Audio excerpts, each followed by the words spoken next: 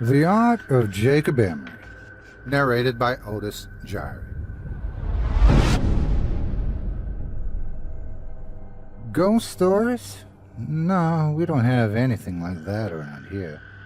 We do have the story of Jacob, but that's about as close as you'll get. You really want to know? Well, I'm not supposed to tell you, but alright. Just no interrupting. I don't have the patience for it. How to describe Jacob Emory? Well, I guess you could say he was the kind of guy you could never take notice of. This isn't to say he wasn't a bad kid in any sense. Many people in this town thought he was the most reliable person for an odd job in the state. But he never really excelled in anything. He was the living proof behind the statement, jack of all trades, ace of none. Most of this was due to his own lack of will. He dabbled in damn near everything this town could offer him. Automobiles, radio operations, store management, what have you. But he never stuck with anything. His friends and workers went after him about it a number of times, but everybody got the same unsatisfying response. It just wasn't enough. Needless to say, any friends he kept were either very patient or never spoke of the matter altogether. It was probably inevitable then that Jacob would leave to go abroad. I don't remember where he went, but I think Gertrude down the street knew before she passed on. You'll have to scout someone else if you ever get curious. In any case, no one even tried to stop him. Everybody thought a little travel would stamp the ambition out of him, or else feed it until it was no longer an issue. Hell, we even gave him a sending-off party, which I thought was pretty nice of everybody. So, anyway, he was gone for 6, 7 years. I can't remember. You'll have to check with someone else about that, too. Anyways, he came back eventually, and he had changed, obviously enough. He was amiable, energetic, all smiles all the time, and we all quickly learned why. He showed us a souvenir he brought back, a solid black stick, the length of a pencil but the texture of chalk. We all wondered why on earth such a simple thing would prompt such a spring in his step until he gave his demonstration.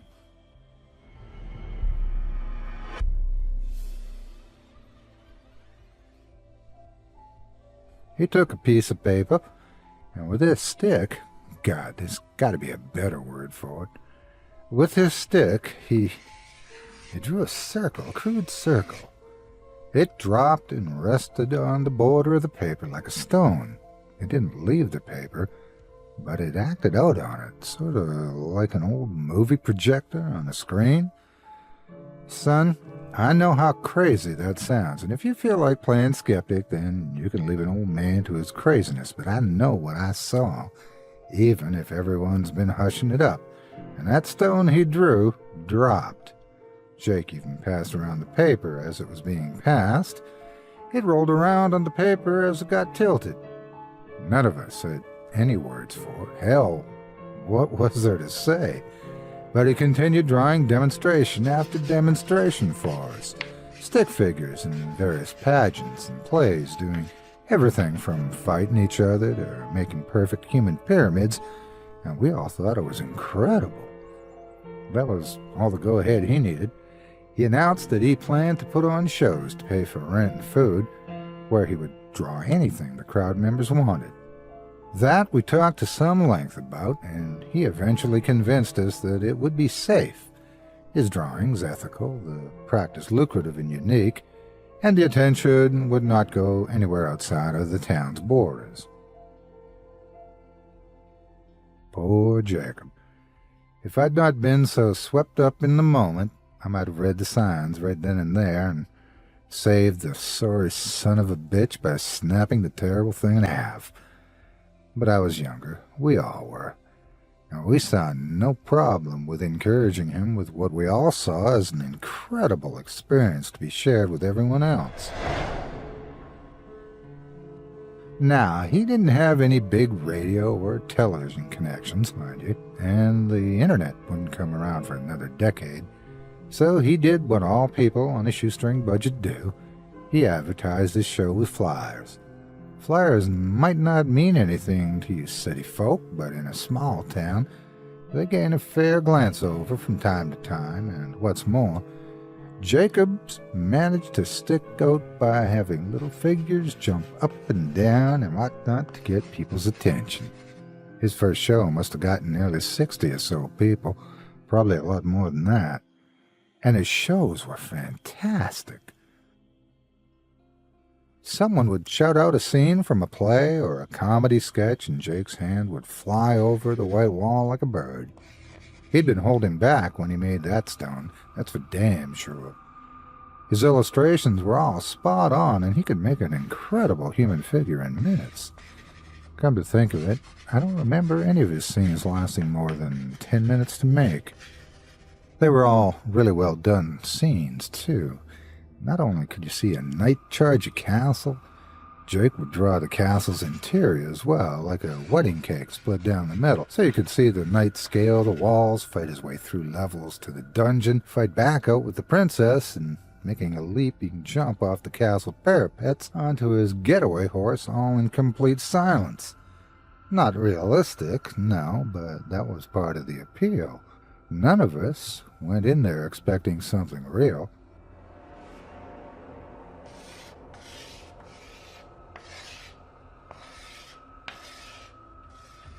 When a sketch or a scene was finished, either the characters would leave off a wall or he'd cover the wall with white paint. That was good, in a way. It gave these shows a time limit, so when he finished with all the 4 walls in the room, everyone knew the show was over until the paint dried. Jake, meanwhile, was changing in a bad way. I'd mentioned that upon his return, he'd been extremely energetic. Well, that energy, the vitality or fervor or whatever you want to call it, it never left him. Not for an instant. Far from it. It seemed to grow in him, and he enjoyed it all too much. His eyes grew wider, he slept gradually less over time. His statements and opinions were more radical and frenzied, and though he never was a pushover, he was starting to make people nervous in his company. A month or 2 passed, and Jake's audience grew like wildfire. Nearly everyone in the town paid to see Jake's art in action, and he had to rent out larger and larger places for them to sit. He now didn't stop after one scene was done. He moved directly onto the next, put on the next blank space on the wall, and sometimes to the intriguing effect of causing scenes to mingle, which the crowd loved. The subject matter got more wild and immoral, the monsters got more bizarre and creative. The fighters using more impressive weaponry, all for the sake of the crowd's interest. Jake got steadily more indulgent, which we figured was from the money, and he became a drinker and a womanizer, neither of which got rid of that vitality, by the way. Some of the women claimed that they'd woken up in the middle of the night to see him scribbling with that stick on a drawing pad, a gigantic grin on his face, and while most of them said that they'd assumed he was drawing them in the nude, there's rumors that 1 or 2 of them got glances at that notepad. Those anonymous few supposedly said that those drawings absolutely weren't nude pictures, but neither of them, whoever they are, will say what he was drawing.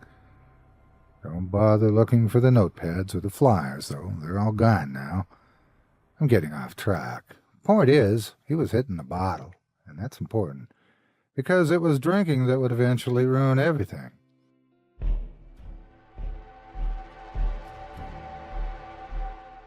On the night of one of his performances, he walked in front of the cheering crowd. It was immediately apparent to everybody that he was completely drunk.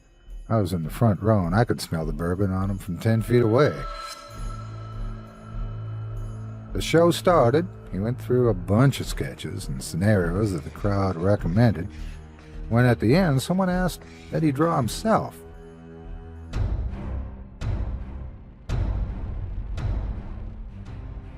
Everyone cheered the idea. I guess they'd been wondering what his creations thought of him, and he eventually obliged.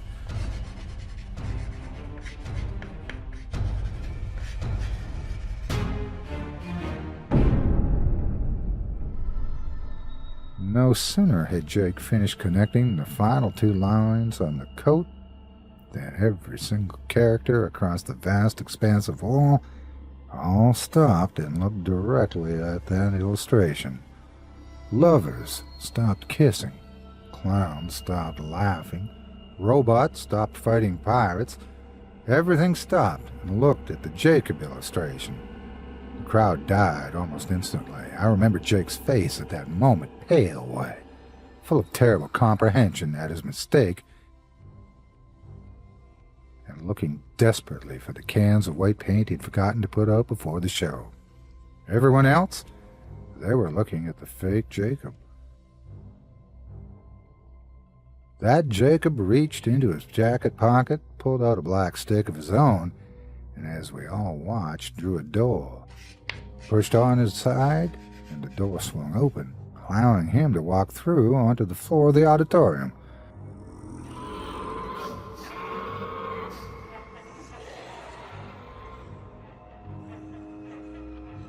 The rest was an absolute hellish pandemonium.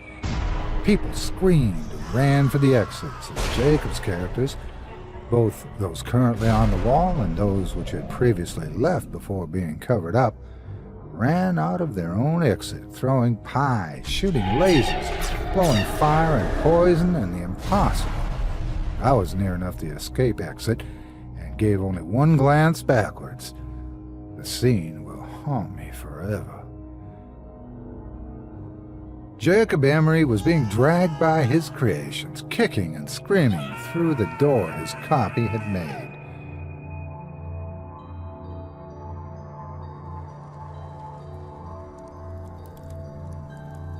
The auditorium burned down, obviously enough, but I have no idea how many characters escaped, what happened to the fake Emory, or how many people died. The fire brought the fire department from the nearest cities up to over 100 miles away. They in turn brought the police force, which brought the government, which hushed up everything. They took the flyers and any art Jacob made and swore everyone to secrecy or else life detainment. The fire was blamed on a cigarette in the garbage during a basketball game, and we all eventually went on with our lives. Jacob was made to never have existed. In retrospect, I realize everything. Jacob hadn't been creating illustrations. Illustrations don't move, much less act or attack. They're just images people see, shadows made to look like real things. Jacob had been making life, actual thinking things in some alternate dimension, using a power that was never meant to fall to mortal hands. He got drunk on his power. His punishment was probably well-deserved. Incidentally, the government screwed up on two different accounts. They did a damn good job silencing everyone, but proof remains. The ruins are still there, you know. The auditorium ruins. I hear they're going to start reconstruction soon, which will wipe out any remaining evidence someone can definitely say. But I went back there once, several years after the fire. Just once. Amidst the rubble, covered in ash, I saw something squirming. I looked closer. There was Jacob Emory's hand on the wall, exactly like it had been 3 years ago. Sweaty but calloused, I remember. But it was constantly flailing as if the body it was supposed to be attached to was still writhing in flames. That was mistake number one. Number two was those creations. Like I said, I don't know how many escaped, nor how many the government agents found and caught, but I will say only this. Those tall grass meadows on the outskirts of town, don't go into them, ever. You were asking about those white figures you've seen at night, right? This town doesn't have ghost stories.